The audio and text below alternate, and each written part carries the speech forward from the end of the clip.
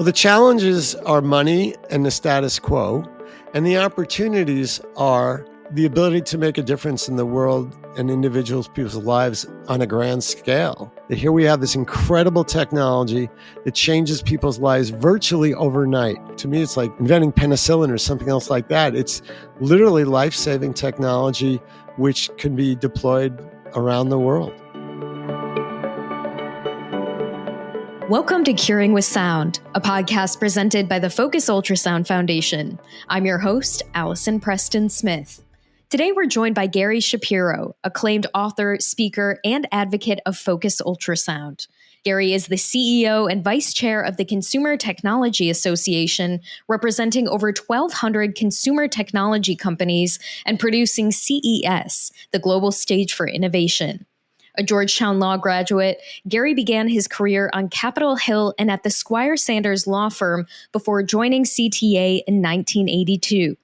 Since then, he's become one of Washington's most respected voices for innovation, regularly recognized by The Hill, Washingtonian, and Washington Life for his influence and leadership. Through decades of experience guiding policymakers and business leaders on the role of innovation in the U.S. economy, Gary is committed to the idea that technology can improve lives. In 2020, he joined the board of the Focus Ultrasound Foundation, where he continues to advocate for the rapid adoption and expansion of this transformative medical technology. Welcome to the podcast, Gary. Thank you for having me.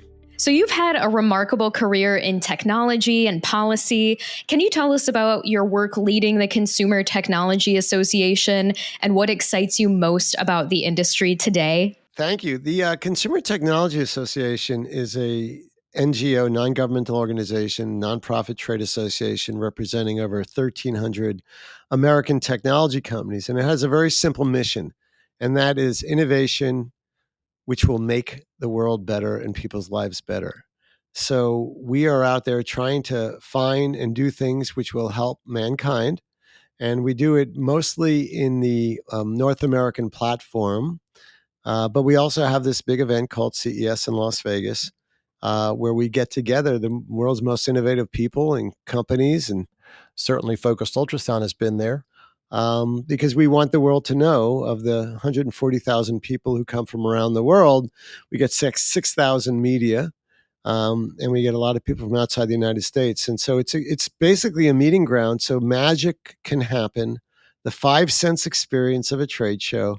And CES is certainly the nation's biggest event for business of any type, and certainly technology event globally.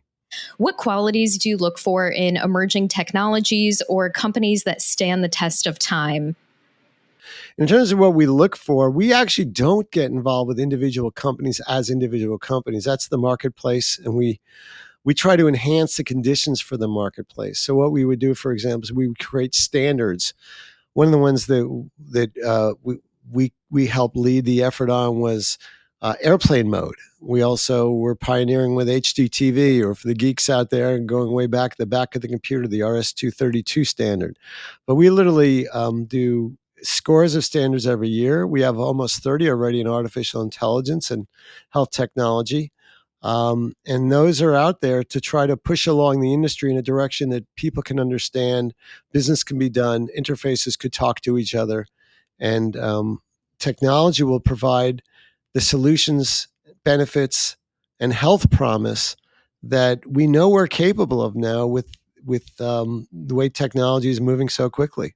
As a member of the board of the Focus Ultrasound Foundation, what drew you to get involved and learn more about this technology? Well, it's interesting because I got a call from one of our industry greats, Bill Crutchfield of Crutchfield Corporation, who suggested that I go to this meeting in Washington, D.C., that he would be at, where Neil Cassell, the founder of Focused Ultrasound Foundation, would be presenting along with others about focused ultrasound.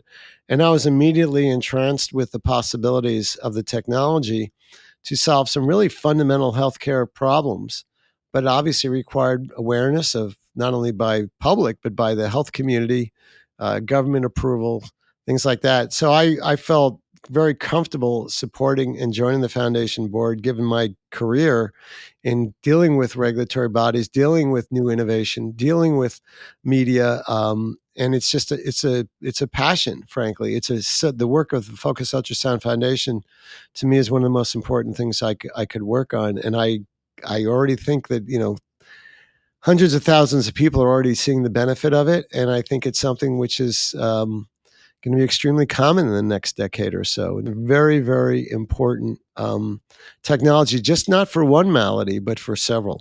Are there any specific conditions or diseases where focus ultrasound is being explored that resonate most with you personally, or that you're most interested in?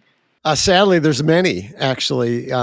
Certainly, the recent development where there was the ALS, Lou Gehrig's disease patient that showed a turnaround in his symptoms from focused ultrasound, and its ability to break the blood-brain barrier is really exciting, because we had one of our top employees and friends pass from that in the last few years, and I had actually connected him with Neil Casella a few years ago, and Neil was reassured him, and he told me the same thing, that he had the best doctors he could have for ALS. But I've spoken with his wife since learning about this, and she was very supportive of me communicating the message about focused ultrasound to the greater community, and using it in his honor, in a sense, because he's passed away, obviously, from that disease. But there's so many things, whether it's essential tremor, or various types of cancer. So many people I know have been affected by breast cancer that there's hope there for a lot of people. And traditional therapies are lacking in so many different areas, despite we think we're so advanced a society. And for me, I think focus ultrasound provides so many advantages over chemo, surgery.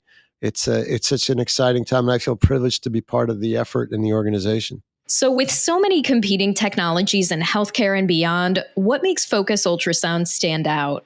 Well, we have a portion of our organization that represents a lot of the companies involved in technology affecting healthcare, and it's rapidly growing. It's extremely important. It's especially given the extreme shortage, not only in the U.S. but globally, of doctors, nurses, technicians, any healthcare professionals. And as we're living longer, we need technology to fill that gap. So there's no question that focused ultrasound has the ability, as a technology which can do so many different things, and has a very unique and proven effective approach in so many areas, and received FDA and approval in the US and approvals elsewhere around the world. You've been a member of the foundation's board for 5 years. What are some of your goals and priorities that you'd like to focus on to support the foundation's mission? Well, obviously fundraising is extremely important because it takes money. And I think the success of the Focus Ultrasound Foundation and the team here, and the results they're getting from research around the world, are helping bring in money. And honestly, as is the healthcare problem itself.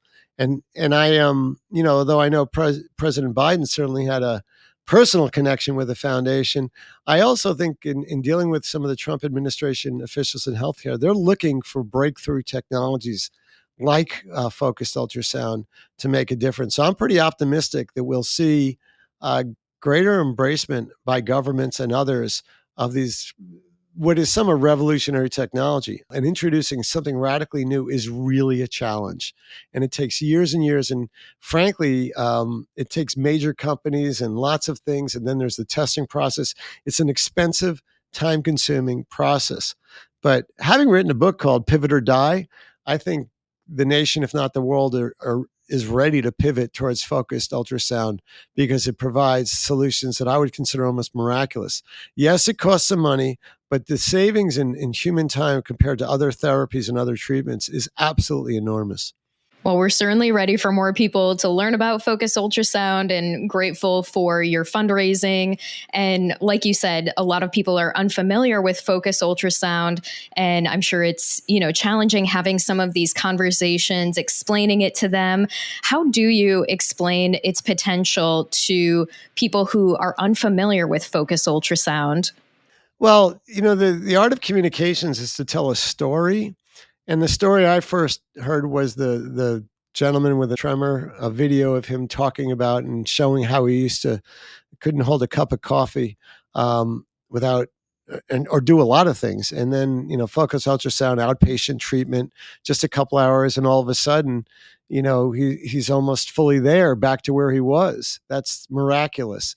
I think those stories that get out there are really important. Of course, stories have to be supplemented with a marketing backup, with advertising for awareness, with testimonials. And of course, it requires an enormous amount of testing. And then you're, in a sense, I don't see there's competition with focused ultrasound, but there is the establishment of treatments. And my whole career has been spent fighting for new products and innovations that have come out there against an established financial base where a lot of people are making a lot of money off the present system. I mean, I started out with fighting for the legality of the VCR against the motion picture industry, which didn't want to give up control of its video products. And ultimately, as we said it would, it proved to their advantage. We fought the music industry against the legality of audio recording and audio recording devices. And we had to fight for the legality of the copying machine and the internet itself.